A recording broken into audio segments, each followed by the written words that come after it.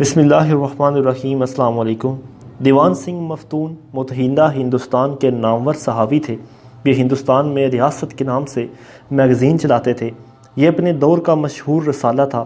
مفتون صاحب ہندوستان میں بے باک صحافت کے بانی بھی تھے اور لیڈر بھی۔ انہوں نے غربت میں آنکھ کھولی۔ یہ بچپن میں یتیم بھی ہو گئے، چنانچہ یہ باقاعدہ تعلیم حاصل نہ کر سکے۔ والدہ نے بچپن میں انہیں کپڑے کی دکان پر ملازم کروا دیا۔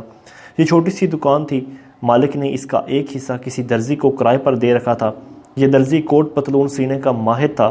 شہر کے زیادہ تر رئیس اس سے سوٹ سلواتے تھے۔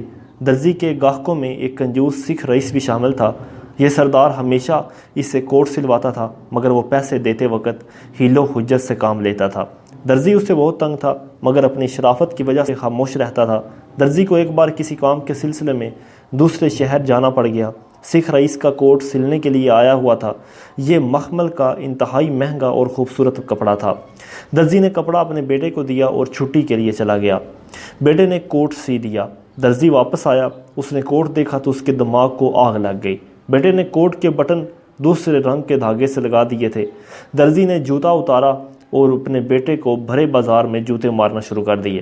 بیٹے نے روتے ہوئے اپنے باپ سے کہا، ابا، تم مجھے ایسے شخص کی وجہ سے مار رہے ہو جس نے کبھی ہمیں پورے پیسے نہیں دیے۔ باپ بیٹے کی پشت پر جوتا مار کر بولا کہ بدبخت، مجھے کپڑے کے مالک سے کوئی دلچسپی نہیں، میں کپڑے کی وجہ سے غصے میں ہوں، تمہیں اتنے خوبصورت کپڑے پر بھی رحم نہیں آیا۔ دیوان سنگھ مفتون نے یہ واقعہ بیان کرنے کے بعد لکھا کہ میں نے اس درزی کی بات ہمیشہ اپنے پلے باندھ لی۔ میں نے زندگی میں کبھی معاوضے کے لالچ میں کام نہیں کیا۔ میں نے ہمیشہ کام کو صرف کام سمجھا اور یہ میری کامیابی کا واحد گر تھا۔ یہ واقعہ پروفیشنلزم کی ایک مثال ہے۔ آپ جب تک اپنے کام کو معاوضے، ماحول اور مالکان کے رویے سے الگ نہیں کرتے، آپ زندگی میں اس وقت تک پروفیشنل ہو سکتے ہیں اور نہ ہی کامیاب ہو سکتے۔ پاکستان میں اس وقت طارق باجوہ صاحب FBR کے چیئرمین ہیں۔ یہ سن 80 کی دہائی میں سول سروسز اکیڈمی میں زیر تربیت رہے۔ اکیڈمی کے سربراہ افسروں کو مختلف کام سونپ دیتے تھے۔ DG نے طارق باجوہ کو شیروانی سلوانے کی ذمہ داری سونپ دی۔ باجوہ صاحب کے ایک کزن کے پاس امپورٹڈ کپڑا تھا۔ یہ کپڑا ذرا سا چمکیلا تھا۔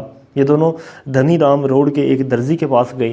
یہ درزی ہندوستان سے ہجرت کر کے لاہور آیا تھا اور شیروانی سینے کا ماہر تھا۔ باجوہ صاحب نے اسے ناپ دیا اور درخواست کی کہ آپ کپڑے کی چمکیلی سائڈ اندر کی طرف کر دیں۔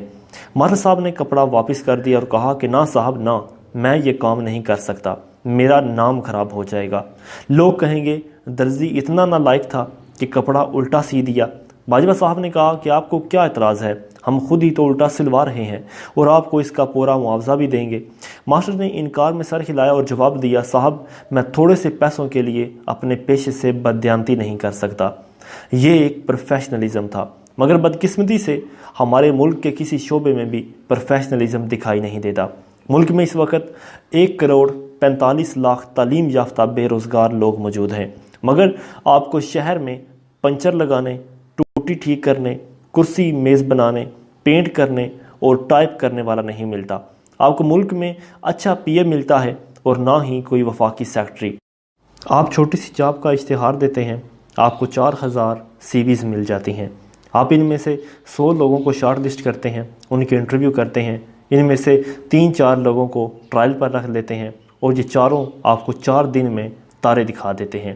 آپ ڈرائیور رکھنا چاہتے ہیں، لوگ 10 سال پرانا ڈرائیور لائسنس اور ڈرائیونگ سرٹیفکیٹ لے کر آ جائیں گے۔ آپ اسے ڈرائیونگ سیٹ پر بٹھا دیں، وہ پہلے ہی دن آپ کی گاڑی مار دے گا۔ آپ کو اگر نسبتاً بہتر ڈرائیور مل گیا تو وہ گاڑی صاف کرنے سے انکار کر دے گا یا گاڑی لے کر اپنے رشتہ داروں سے ملاقات کے لیے چلے جائے گا۔ آپ اس کو ڈانٹیں گے تو وہ چابی آپ کے میز پہ رکھے گا۔ آپ کے ساتھ اگر یہ نہیں ہوتا اور آپ کو خوش قسمتی سے اچھا ڈرائیور مل گیا تو وہ سکولوں کی چھٹیوں کے دوران نہایت عاجزی اور انکساری کے ساتھ کام کرے گا، مگر جوں ہی بچوں کے سکول شروع ہوں گے وہ چھٹی لے گا اور گاؤں چلا جائے گا اور آپ اسے تلاش کرتے رہ جائیں گے۔ آپ کا اکاؤنٹنٹ آپ کی چیک باکس لے کر غائب ہو جائے گا۔ ریسیپشنسٹ فون پر کلائنٹس کے ساتھ بدتمیزی کرے گا۔ گارڈ اہم مہمانوں کو روک لے گا اور غیر اہم مہمان منہ اٹھا کر آپ کے کمرے تک آ جائیں گے۔ ملازمین کام عین درمیان میں چھوڑ کر غائب ہو جائیں گے آپ سر پیٹتے رہ جائیں گے۔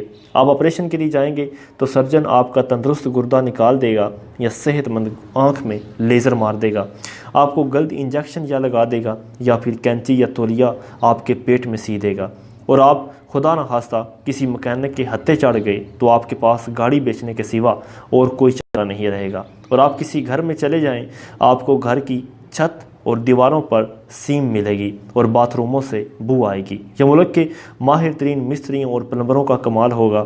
یہ کیا ہے؟ یہ ملک میں پروفیشنلزم اور مہارت کا منہ بولتا ہوا ثبوت ہے، اور ہم اس مہارت کی وجہ سے آج اس لیول پر آ گئے کہ ہمیں نہ تو کوئی اچھا بندہ ملتا ہے۔